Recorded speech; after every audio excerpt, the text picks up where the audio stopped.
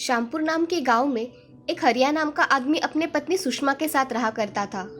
हरिया को एक लड़का था जिसका नाम था राजू। राजू अपने घर के हालात देख अपने माँ और पिताजी से कुछ नहीं मांगता था। हरिया ऑटो रिक्शा चलाता था। उसकी खुद की ऑटो रिक्शा थी, मगर वो खराब हो जाने के कारण वो आंगन में पड़ी हुई थी। हरिया किराए पर ऑटो रिक्शा लिया करता था और रात को ऑटो रिक्शा के साथ उस ऑटो का किराया भी चुकता कर दिया करता था। हरिया ने दिन भर जितनी कमाई की उसमें से आधा हिस्सा तो किराए में चला जाता था। इसीलिए हरिया के घर के हालात कुछ अच्छे नहीं थे। एक दिन सुषमा हरिया से, अजी घर का राशन खत्म हो गया है, जरा आते समय कुछ लेकर आना। सुषमा, मैंने तुम्हें हफ्ते पहले ही पैसे दिए थे, क्या वो खत्म हो गए? हाँ जी, वो तो कब के खत्म हो गए। सुषमा, मैं क्या करूं, मुझे कुछ समझ में नहीं आ रहा। सारे पैसे तो किराया देने में ही चले जाते हैं। ठीक है जी, अब चिंता मत करो, ये हफ्ता ऐसे ही चला जाएगा। ठीक है सुषमा, मैं देखता हूँ ये 2 दिन में कुछ होता है क्या। जी। ऐसा कहकर हरिया खाना खाकर सो जाता है। उसका बेटा राजू ये सब देख रहा था। उसको घर के हालात देख बहुत बुरा लगता था। हरिया अगले दिन जाकर फिर से ऑटो रिक्शा किराए पे लेकर चलाने निकल जाता है। तभी हरिया मन में, आज मुझे कुछ भी करके ज्यादा पैसे कमाने ही पड़ेंगे, वरना मेरे घर का गुजारा नहीं होगा, ऐसा मन में सोचकर हरिया ऑटो चला रहा था। तभी एक आदमी ने हरिया को आवाज लगाई, अरे भैया, जरा ये लकड़ियाँ बाजार में लेकर चलोगे? हाँ जरूर लेकर चलूंगा, तुम ऑटो में वो लकड़ियाँ डाल दो। हाँ भाई साहब, अभी डालता हूँ। ऐसा कहकर वो आदमी ऑटो में लकड़ियाँ डालता है और हरिया बाजार में लकड़ियाँ लेकर चला जाता है। तभी वो आदमी एक जगह लकड़ियाँ उतारकर बाजार में बेचने चला जाता है। तभी वो आदमी, अरे भाई, तुम जाते समय इस रास्ते से जाओगे क्या? मेरी लकड़ियाँ भी तब तक बेची जाएगी तो मैं तुम्हारे साथ ही वापस आ जाऊंगा। ठीक है भाई साहब। ऐसा कहकर हरिया वहाँ से चला जाता है। हरिया दिन भर काम करता है। शाम का समय हो जाने के कारण हरिया घर जाने लगता है। तभी उसे आदमी की याद आती है। हरिया उसे देखता है तो वो आदमी एक पेड़ के नीचे खड़ा दिखाई देता है। तभी हरिया उसके पास जाकर, चलो भाई, मैं घर जा रहा हूँ, तुम्हें भी रास्ते में छोड़ देता हूँ। हाँ चलो भाई। हरिया के साथ वो आदमी उसके ऑटो में बैठ जाता है। तभी हरिया उस आदमी से, भाई तुम्हारा नाम क्या है? मेरा नाम शिवा है भाई, मैं रास्ते में ही रहता हूँ। मेरा लकड़ी बेचने का कारोबार है। कभी अच्छी लकड़ी मिल जाती है, कभी नहीं मिलती। अच्छा, मैं भी ऑटो रिक्शा चलाकर अपना गुजारा करता हूँ। किराए का ऑटो रिक्शा चलाकर आधा मुनाफा तो उसी में चला जाता है। हाँ भैया, ये बात तो सही कही तुमने, आधा मुनाफा तो किराए में ही चला जाता है। हाँ भाई। शिवा, तुम्हारा घर आ गया, आता हूँ भाई। ऐसा कहकर शिवा वहाँ से चला जाता है और हरिया अपने घर चला आता है। आज भी ऑटो रिक्शा के मालिक को आधा मुनाफा देकर हरिया अपने घर चला जाता है।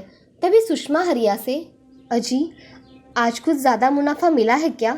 अरे नहीं सुषमा, मुझे भी अच्छा नहीं लगता। ऐसे तुम मुझे पैसे मांगती हो और मैं तुम्हें हमेशा मना कर देता हूँ। आज दिन भर क्या क्या हुआ वो बताइए। आज मुझे एक नया दोस्त मिला है, उसका नाम शिवा है। उसका लकड़ी बेचने का व्यवसाय है। अच्छा, ये तो अच्छी बात है। हाँ। उन दोनों की बातें राजू सुन लेता है और राजू हरिया से, पिताजी, क्या आपका दोस्त आपको कुछ लकड़ियाँ देगा? पूछना पड़ेगा बेटे, मगर हमें लकड़ियों की क्या जरूरत है? पिताजी, मेरे मन में एक विचार आया है। अगर आपको ठीक लगे तो हम आगे उस पर विचार करेंगे। मुझे पहले ये बताओ, तुम्हारा विचार क्या है? पिताजी, आपने कहा था ना कि हमारी ऑटो खराब हो गई है, लेकिन उसका इंजन शुरू है।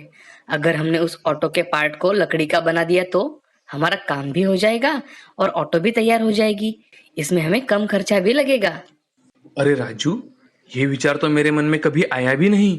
मैं कल ही शिवा से पूछकर उससे लकड़ियाँ खरीदता हूँ और लकड़ी के कारीगर को बुलवाकर उनसे ये काम करवा लेते हैं। ये सच में बहुत अच्छा विचार है। इससे हमारा ऑटो का किराया भी बच जाएगा। हाँ सुषमा, तुम सही कह रही हो। मैं कल ही शिवा के पास जाकर पूछता हूँ। नेक काम में देरी नहीं करनी चाहिए। जी। ऐसा कहकर तीनों खाना खाकर सो जाते हैं। अगले दिन जब हरिया काम के लिए निकलता है तो शिवा से मिलने के लिए जल्दी निकल जाता है। हरिया शिवा के घर सुबह ही चला जाता है। तभी शिवा अखबार पढ़ रहा होता है। तभी हरिया शिवा से, नमस्ते शिवा, कैसे हो? मैं अच्छा हूँ हरिया भाई, आज सुबह सुबह इधर आना कैसे हुआ? अरे शिवा, मुझे तुमसे कुछ काम था, इसलिए तुमसे सुबह सुबह मिलने चला आया।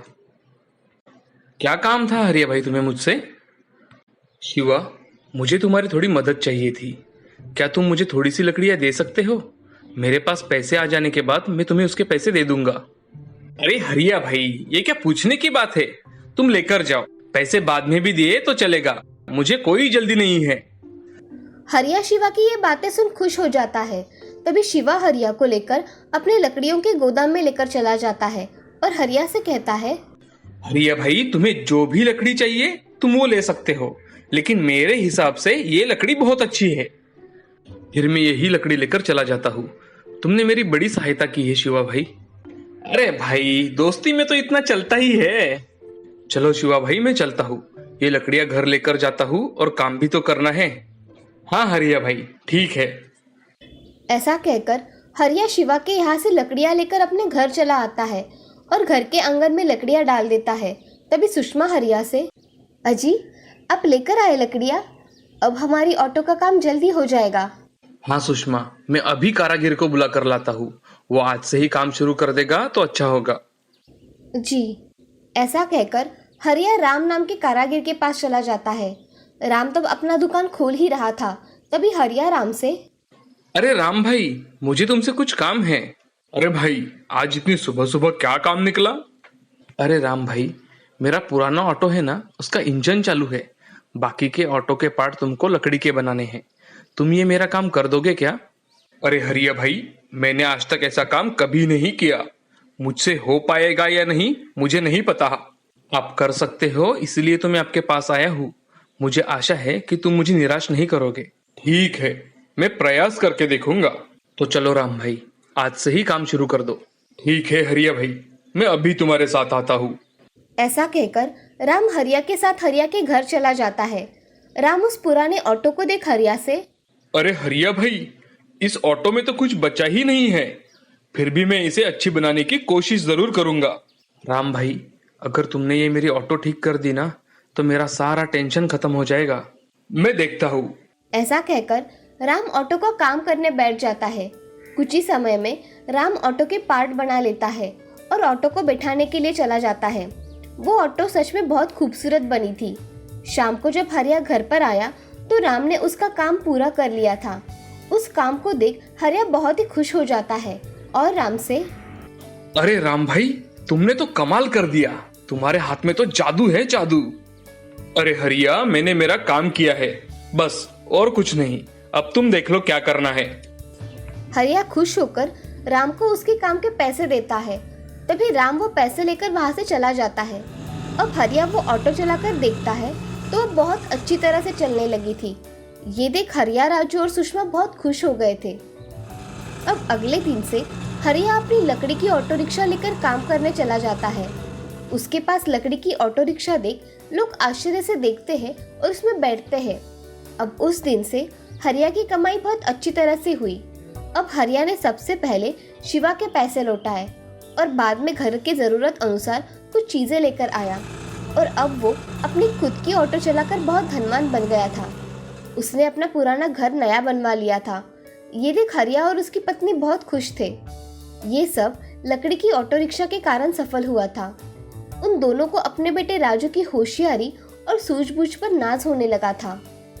इस कहानी से हमें ये सीख मिलती है कि कितने भी कठिन परिस्थिति आए उसका डटकर सामना करना चाहिए। अपने खुद पर विश्वास रखकर हर नया कार्य करना चाहिए। ऋषिवन नाम के राज्य में राजा भीमसेन राज्य किया करते थे। उनके राज्य में सभी प्रजा बहुत ही सुख समृद्धि के साथ रहा करती थी। राजा को 7 राजकुमारियां थी। हर एक राजकुमारी दिखने में बड़ी ही खूबसूरत और अलग अलग स्वभाव की थी। राजा अपने राजकुमारियों को बहुत प्यार किया करते थे। राजा अपने राजकुमारियों की हर एक ख्वाहिश पूरी किया करते थे। उन्हें महाराज ने सब काम सिखाए थे। सिलाई कढ़ाई से लेकर तलवारबाजी तक राजकुमारियों को सब सिखाया गया था। मगर राजकुमारियों को कभी भी नृत्य करने की अनुमति नहीं दी गई थी।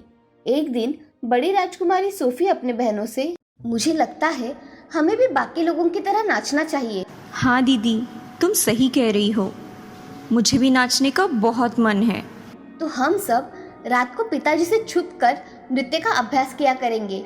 इससे हमें नाचना भी आएगा और पिताजी को पता भी नहीं चलेगा। ऐसा कहकर सोफी बाकी के बहनों के साथ वहाँ से चली जाती है। तभी रिया वहाँ पर ठहर कर मन में कुछ सोचती है। सोफ़ी मेरी बहन जो कर रही है वो सही है ना? वैसे वो जो भी करती है वो सही ही होता है, तो मैं इस बारे में इतना ना सोचूं तो ही अच्छा होगा। ऐसा मन में सोचकर रिया भी अपने कक्ष में चली जाती है। अगले दिन से सभी राजकुमारियां अपने अपने काम करने में व्यस्त हो जाती है। तभी महाराज भीमसेन वहां आ जाते हैं। राजकुमारी सोफी, सोनिया, आज तुम सभी को धनुर्विद्या का अभ्यास करने हमारे साथ चलना है। पिताजी, ये तो हमारे लिए बड़ी सौभाग्य की बात है कि हम धनुर्विद्या सीख रहे हैं। मेरी एक भी बेटी शस्त्रकला से वंचित नहीं रहनी चाहिए। उन्हें संकट समय आने पर खुद का तथा प्रजा का रक्षण करना आना चाहिए। जी पिताजी। ऐसा कहकर सोफी अपने बहनों के साथ वहां से चली जाती है और धनुर्विद्या का अभ्यास करने लगती है। कुछ समय बाद शाम हो जाने पर सभी राजकुमारियां अपने अपने कक्ष में चली जाती है और रात के समय सभी राजकुमारियां एक जगह जमा हो जाती है। तभी उन राजकुमारियों में से सोना राजकुमारी, दीदी, हमें वहाँ पिताजी की अनुमति के सिवा जाना उचित होगा? सब ठीक होगा सोना, तुम चिंता मत करो।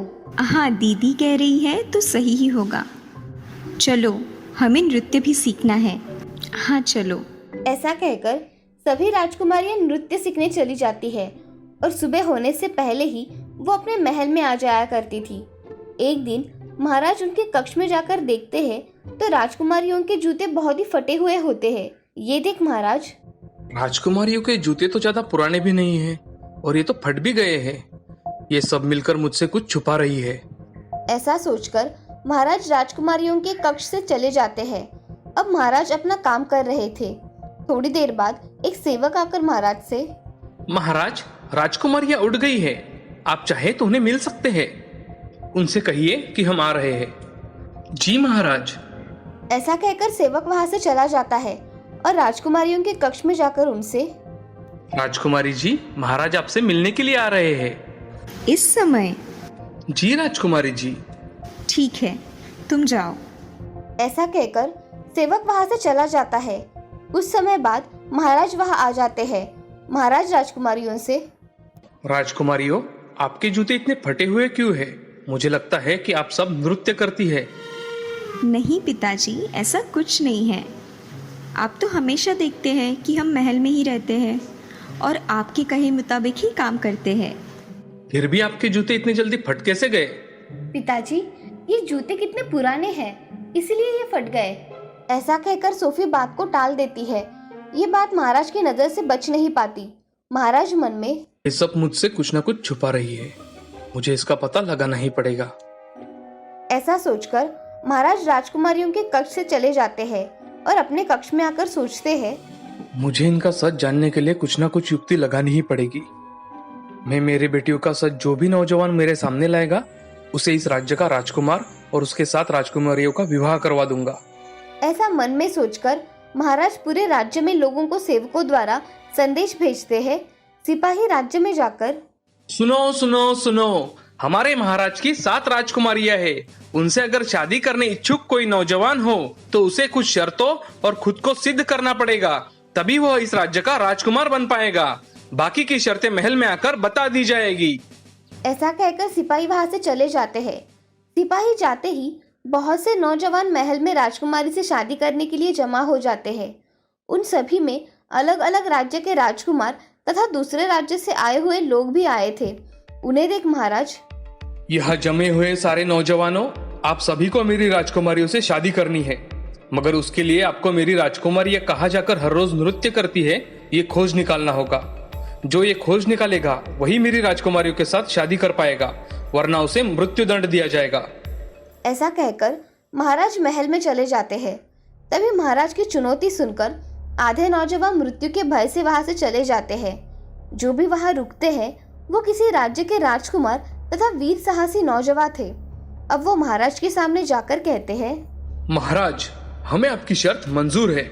मुझे ये सुनकर बहुत खुशी हुई कि आपको मेरी शर्त मंजूर है, मगर हाँ, आपको सिर्फ 5 दिन का समय दिया जाएगा। अगर आपने उन 5 दिनों में ये सब कर दिखाया तो आपका विवाह राजकुमारी के साथ संपन्न होगा, और अगर आप चुनौती हार गए तो आपको मृत्युदंड तथा आजीवन कारावास हो सकता है। हमें मंजूर है महाराज।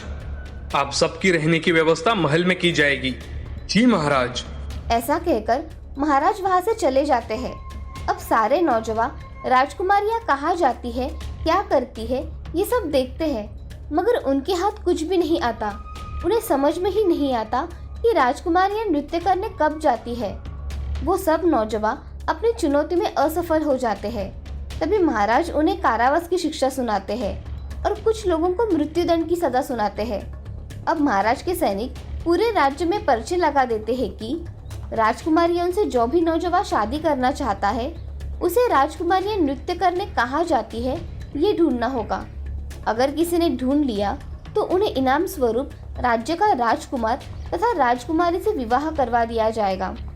वो पर्चे देख सभी नौजवान उत्सुक हो जाते हैं, मगर महाराज की शिक्षा देख कोई भी उनके महल में नहीं जाता। एक दिन एक लड़का विराज जंगल के रास्ते से जा रहा था। तभी उसे एक बूढ़ी औरत भूख से तड़प रही दिखाई देती है। वो उसके पास जाकर, क्या हुआ दादी, आपको कुछ चाहिए क्या? बेटे, मुझे बहुत भूख लगी है और मुझे खाने को कुछ चाहिए। दादी, मेरे पास एक रोटी है, आप ये खा सकती है। ऐसा कहकर विराज बूढ़ी औरत को रोटी देता है। तभी वो बूढ़ी औरत एक सुंदर परी में परिवर्तित हो जाती है। ये देख विराज बहुत चौंक जाता है और उस परी से, आप एक परी है, तो आपने ऐसा क्यों किया? यहाँ से जाने वाले बहुत से लोगों ने मुझे देखकर अनदेखा कर दिया, मगर तुमने मेरी मदद की। बोलो बच्चे, तुम्हें क्या चाहिए? मुझे कुछ नहीं चाहिए परी जी। मैं तुम्हें ये जादुई कंबल देती हूँ। इसे तुमने खुद के बदन पर ओढ़ा तो तुम किसी को नहीं देख पाओगे और तुम तुम्हारे काम में सफल हो सकोगे। और कभी भी मेरी जरूरत पड़े तो मुझे याद कर लेना। ऐसा कहकर परी उसके हाथों में जादुई कंबल रख देती है और अदृश्य हो जाती है। अब विराज वो कंबल अपने पास रख लेता है और जंगल से बाहर राज्य में आ जाता है। उसे वहां लगा पर्चा दिखाई देता है। वो सोचता है कि मैंने आज तक बहुत सी चुनौतियों का सामना किया है, आज ये चुनौती भी लेकर देखता हूँ। ऐसा कहकर विराज वहां से राज्य में चला जाता है। वहां जाकर विराज महाराज से मिलने चला जाता है। तभी, महाराज, मैं आपकी रखी हुई चुनौती स्वीकार करता हूँ, मगर मुझे यहाँ रहने की अनुमति चाहिए। तुम्हें हमारी चुनौती स्वीकार है तो हमें भी तुम्हारी शर्त मंजूर है। ऐसा कहकर विराज अब महल में रहने लगता है। तभी उसकी दोस्ती सबसे छोटी राजकुमारी रिया से हो गई। बाकी की 6 राजकुमारियां थोड़ी घमंडी थी, इसलिए वो विराज से बात करना पसंद नहीं करती थी। मगर रिया को विराज का शांत स्वभाव बहुत ही पसंद आ गया था। विराज सभी राजकुमारियों से, नमस्ते राजकुमारी। सभी राजकुमारियां वहां से चली जाती है। तभी रिया विराज से, नमस्ते। ऐसा कहकर रिया वहां से चली जाती है। विराज के मन में रिया के प्रति प्रेम भाव उत्पन्न होते हैं। ऐसे ही 3 दिन बीत जाते हैं। रिया और विराज में अच्छी दोस्ती हो जाती है। उनकी दोस्ती हो जाने के कारण विराज और रिया रात में बातें करते रहते, मगर रिया विराज को हर रोज रात के समय एक शरबत पिलाती, जिससे विराज जल्दी सो जाता और उसे राजकुमारियों के बारे में पता ही नहीं चलता था। अगले दिन विराज मन में सोचता है, मैं यहाँ राजकुमारियों का सच जानने के लिए आया हूँ, मगर मुझे अब क्या करना होगा? राजकुमारियां तो दिन भर तो कहीं नहीं जाती और नृत्य भी नहीं करती, मगर उनका ये सच मुझे जानना ही होगा। ऐसा सोचकर विराज मन ही मन परी रानी को याद करता है। तभी परी रानी उसके सामने प्रकट हो जाती है। परी रानी विराज से, कहो, तुमने मुझे कैसे याद किया? क्या काम है? परी रानी, मुझे तुम्हारी थोड़ी मदद चाहिए। मुझे राजकुमारियों का सच जानना है, इसलिए मुझे क्या करना होगा आप मुझे बताइए। तुम्हें उनके हाथ का कुछ भी नहीं खाना होगा और उन पर तुम्हें विश्वास नहीं करना होगा। आपका बहुत बहुत धन्यवाद परी रानी। ऐसा कहकर परी रानी गायब हो जाती है। अगले दिन महाराज विराज के कमरे में आकर विराज से, विराज, आपको तो पता है कि हमने आपको कुछ दिन रहने की मोहलत दी है। इसका मतलब ये नहीं कि आप यहाँ रहकर आराम करें। आज आपका इस महल में आखिरी दिन है और कल अगर आपने कोई हल नहीं निकाला तो बाकियों की तरह आपको भी सजा होगी। जी महाराज, मैं समझ गया। ऐसा कहकर महाराज वहां से चले जाते हैं। अब विराज राजकुमारियों पर कड़ी नजर रखता है, मगर उसे राजकुमारियां नृत्य करते दिखाई नहीं देती। रिया रात के समय विराज के लिए शरबत लेकर आती है। शरबत देख विराज को परी रानी के शब्द याद आ जाते हैं और वो कुछ बातें करके शरबत का ग्लास लेकर एक पौधे में डाल देता है और खाली ग्लास लेकर रिया के पास आता है। तभी विराज सोने का नाटक करता है और सोफे पे सो जाता है। ये देख रिया वहां से चली जाती है। विराज अपने ऊपर जादुई कंबल डालकर खुद को ढक लेता है और वहां से जाने के लिए निकलता है। तभी सभी राजकुमारियां एक जगह जमा होकर एक फ्रेम के पीछे एक बहुत बड़ा दरवाजा होता है। फ्रेम को वो चुटकी बजाकर अलग कर देती है और उस रास्ते से वो 7 राजकुमारियां जाने लगती है। तभी उनके पीछे विराज भी चला जाता है। रिया को ऐसे लगता है कि कोई उनका पीछा कर रहा है, मगर वो पीछे मुड़कर देखती है तो पीछे कोई नहीं होता। विराज देखता है कि वहाँ अंदर अलग ही दुनिया होती है, जहाँ रंगी बिरंगी फूल थे और बहुत बड़ा स्टेज था, जहाँ 7 राजकुमारियां खड़ी रहकर डांस कर रही थी। वह संगीत भी शुरू हो जाता है। तभी ये सब देख विराज मंत्रमुग्ध हो जाता है। तभी उसे याद आता है कि उसे वापस भी जाना है। वो जल्दी जल्दी वहाँ से निकल जाता है और अपने कमरे में आकर सो जाता है। तभी राजकुमारियां अपना नृत्य समाप्त करके वापस महल में आ जाती है और कमरे में आकर सो जाती है। तभी रिया को मन में ऐसा लगता है कि क्या सच में विराज सो गए हैं? मैं एक बार देख के आती हूँ। ऐसा कहकर रिया विराज के कमरे में आकर देखती है तो विराज खर्राटे मारकर सो रहा था। तभी रिया का विश्वास हुआ कि उनका पीछा किसी ने नहीं किया। अब रिया भी अपने कमरे में आकर सो जाती है। अगले दिन 7 राजकुमारियां महाराज और विराज दरबार में हाजिर होते हैं। विराज से महाराज, विराज, क्या आपको पता चला कि राजकुमारियां कहाँ जाकर नृत्य करती है? हाँ महाराज, मुझे पता है। आप मेरे साथ आइए, मैं आपको दिखाता हूँ। ऐसा कहकर विराज महाराज को राजकुमारियों के कमरे में लेकर उस नगर में लेकर चला जाता है। ये देख राजकुमारियां बहुत डर जाती है और चुपचाप वहाँ एक जगह खड़ी रहती है। महाराज विराज के साथ जाकर वहाँ देखते हैं तो वो जगह देखकर उन्हें उनकी महारानी की याद आ जाती है। उनकी महारानी भी वहाँ नृत्य किया करती थी, मगर महारानी एक दिन पर्वत पर नृत्य का अभ्यास कर रही थी। तभी उनका पैर फिसल जाने की वजह से उनकी खाई में गिरकर मौत हो गई थी। इसी वजह से महाराज राजकुमारियों को नृत्य नहीं करने देते थे। मगर राजकुमारियों को ये जगह कैसे पता चली, ये देखने के लिए महाराज राजकुमारियों के पास आते हैं। तभी महाराज, राजकुमारियों, तुम्हें वहां जाने का रास्ता किसने दिखाया?